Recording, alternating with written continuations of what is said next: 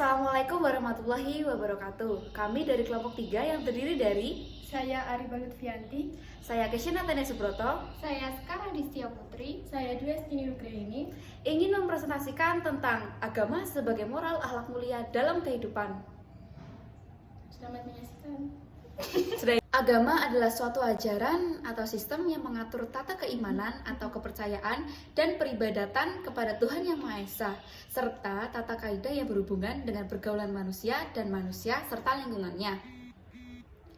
Agama adalah sebuah konsep yang berasal dari bahasa Sanskerta yang berarti tradisi. Kata lain untuk menggambarkannya adalah religere, yang secara harfiah berarti mengikat. Menurut Emile Durkheim, agama adalah suatu sistem terpadu yang terdiri atas kepercayaan dan praktek yang berhubungan dengan hal-hal yang suci dan mempersatukan semua penganutnya dalam suatu komunitas moral yang disebut umat. Agama merupakan suatu kepercayaan penting yang mengatur kehidupan rohani manusia. Maka dari itu ada 3 unsur agama: manusia, penghambaan, dan Tuhan. Maka suatu paham atau ajaran yang mengandung ketiga unsur tersebut dapat disebut agama. Salah satu agama yang akan dibahas di presentasi kali ini adalah agama Islam. Secara harfiah, Islam memiliki makna damai, tunduk, selamat, dan bersih. Kata Islam sendiri terbentuk dari 3 huruf, yakni sin, lam, dan mim, yang memiliki makna dasar selamat atau salama. Dalam bahasa Arab, Islam merupakan masdar dari kata aslama yuslimu islaman yang artinya taat, tunduk, patuh, berserah diri kepada Allah.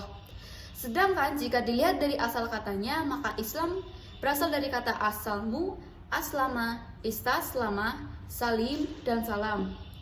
Asalmu artinya damai atau perdamaian. Aslama artinya taat atau berserah diri.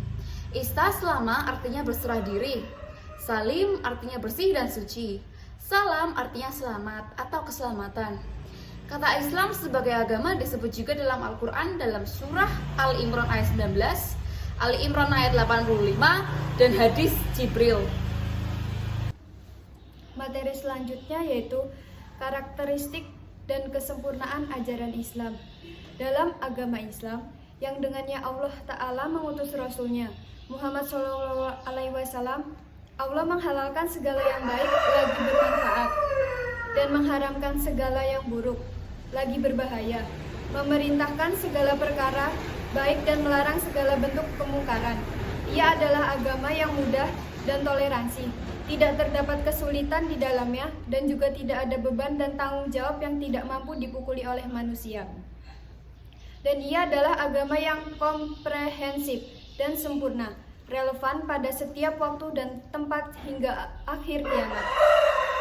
Ia datang membawa segala hal yang dibutuhkan manusia dalam perkara agama dan dunianya. Ia adalah jalan kebahagiaan dan ketenangan jiwa, jalan ilmu dan peradaban, jalan keadilan dan kebaikan, jalan harga diri dan kebebasan, jalan seluruh kebaikan dan kebajikan. Betapa agung dan sempurnanya agama ini. Tidak ada ajaran di muka bumi ini yang mengatur urusan kecil, seperti anjuran berdoa ketika masuk toilet, selain agama Islam. Ketika kita mau tidur, adanya doa. Begitupun setelah bangun tidur, disunahkan membaca doa. Dalam urusan berniaga, ada etika yang harus dipatuhi. Misalnya dilarang mengurangi timbangan. Bahkan pelakunya disebut celaka, sebagaimana yang tercantum dalam surat Al-Mutaffifin ayat 1-6. Karakteristik. Pertama, Islam adalah agama yang lengkap dan integral. Artinya, Islam dalam hal ini adalah syariat Nabi Muhammad SAW adalah agama yang lengkap di mana tidak ada satupun masalah yang luput darinya. Semua masalah utama manusia telah diterangkan dalam Al-Quran dan As-Sunnah, baik secara rinci maupun global yang sangat umum, dan hanya orang-orang yang jernih akalnya yang mampu untuk melihat dan mengistinbatkan hukum dari keglobalan nas tersebut. Hal ini sesuai dengan firman Allah Ta'ala dalam surat An-Na'am ayat 38 yang artinya, tidaklah kami luputkan dalam Alkitab suatu apapun. Iman Al-Mutaridi menjelaskan dalam tafsirnya Tawilatu Ahli As-Sunnah bahwa dalam hal ini terdapat perbedaan penafsiran. Sebagai mufassirin menafsirkan ayat tersebut bahwa tidak ada satupun yang kami tinggalkan kecuali telah kami sebutkan asalnya dalam Al-Quran. Dari riwayat Ibnu Abbas radhiyallahu anhu berkata, kami tidak meninggalkan sesuatu pun kecuali telah kami tulis pada Ummi Alkitab, yakni Lauhul Mahfuz. Aspek-aspek ajaran agama. Yang pertama ada aspek akidah. Akidah atau kepercayaan itu adalah sesuatu hal yang pertama-tama yang diserahkan oleh Rasulullah dan yang dituntutnya dari manusia untuk dipercayai dalam tahapan pertama daripada tahapan-tahapan dakwah Islamiyah, dan yang merupakan pada seruan setiap Rasul yang diutus oleh Allah. Akidah dalam Islam meliputi keyakinan dalam hati tentang Allah sebagai Tuhan yang wajib disembah, ucapan dengan lisan dalam bentuk 2 kalimat syahadat, diwujudkan dalam perbuatan dengan amal saleh. Akidah dalam Islam harus berpengaruh pada segala aktivitas yang dilakukan oleh manusia, sehingga aktivitas tersebut dapat bernilai ibadah. Yang kedua, ada aspek syariah. Pengertian syariah yang sering dipakai di kalangan para ahli hukum ialah hukum-hukum yang diciptakan oleh Allah untuk segala hambanya agar mereka itu mengamalkan untuk kebaikan dunia akhirat, baik hukum-hukum itu bertalian dengan perbuatan, akidah, dan akhlak.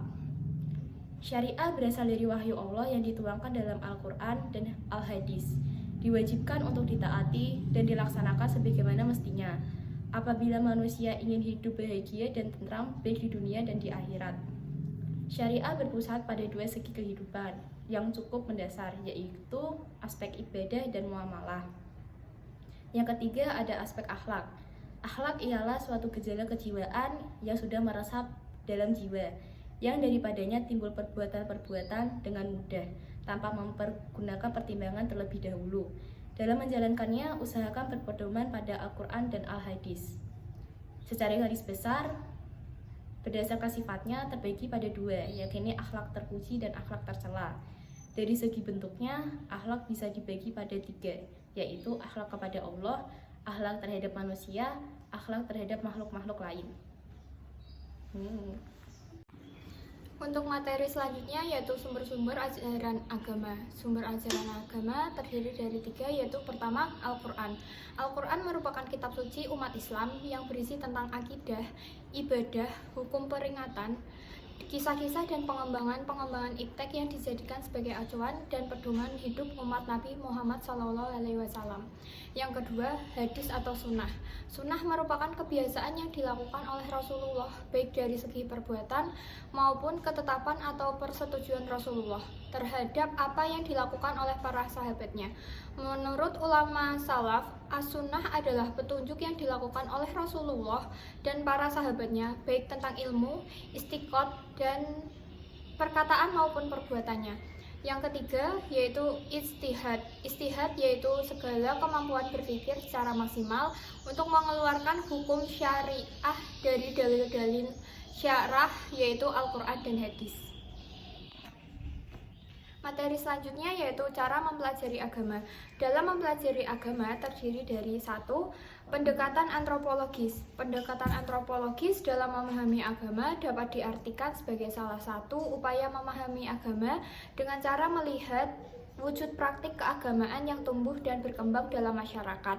Melalui pendekatan ini, agama tampak akrab dan dekat dengan masalah-masalah yang dihadapi dan berupaya menjelaskan serta memberikan jawabannya.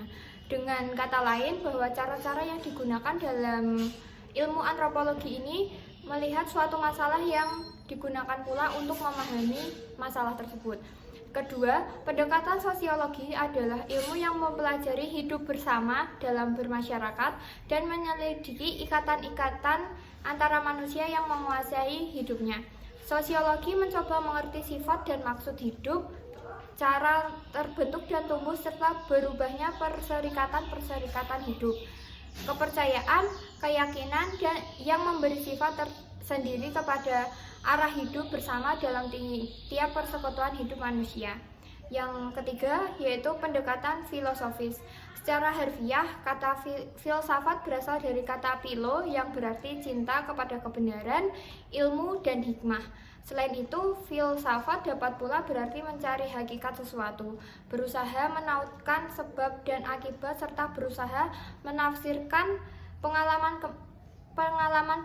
manusia. Dalam Kamus Umum Bahasa Indonesia, Purwadarminta mengartikan filsafat sebagai pengetahuan dan penyelidikan dengan akal budi mengenai sebab akibat, asas-asas, hukum, dan sebagainya. Terdapat segala yang ada di alam semesta ataupun mengenai kebenaran dan arti adanya sesuatu. Jadi, dapat kita simpulkan bahwa agama adalah suatu ajaran atau sistem yang mengatur tata keimanan atau kepercayaan dan peribadatan kepada Tuhan Yang Maha Esa. Agama memiliki 3 unsur, yaitu manusia, penghambaan, dan Tuhan.